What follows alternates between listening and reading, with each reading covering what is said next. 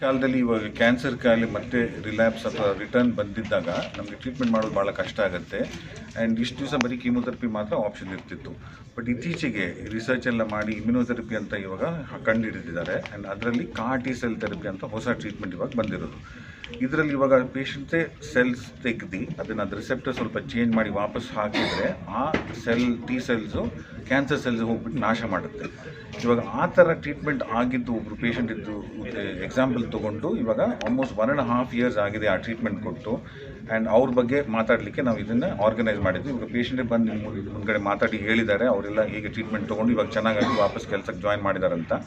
So ಈ ಥರ ಟ್ರೀಟ್ಮೆಂಟ್ಗಳು ನಮ್ಮ ದೇಶದಲ್ಲಿ ಸಿಕ್ಕಿದ್ರೆ ಎಷ್ಟೋ ಜನರಿಗೆ ಉಪಯೋಗ ಆಗುತ್ತೆ.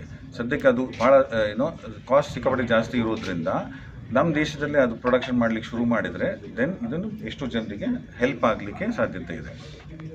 2 weeks ಜನರಲಿ 2 to 3 weeks ಈ ಥರ 1.5 years ಟ್ರೀಟ್ಮೆಂಟ್ ಕ್ರಾಸ್ ಆಗಿ ಡೆಫಿನೆಟ್ಲಿ ನಮ್ಮ ಕರ್ನಾಟಕ ಸ್ಟೇಟಲ್ಲಿ ಇನ್ನು ಯಾರ್ದು ಆಗಿಲ್ಲ. ಸೌತ್ ಇಂಡಿಯಾದಲ್ಲೂ this the first patient whose had a follow up more than 1.5 years from the treatment.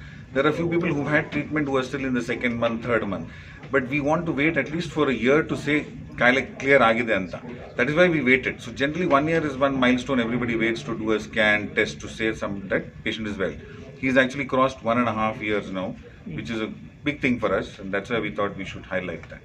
Fully recovery is extremely low ಈಗ. See, he's somebody who's relapsed within 6 months. He's now 1.5 years well. Is something, it tells you that generally he's doing well. No, because with the first treatment within 6 months he told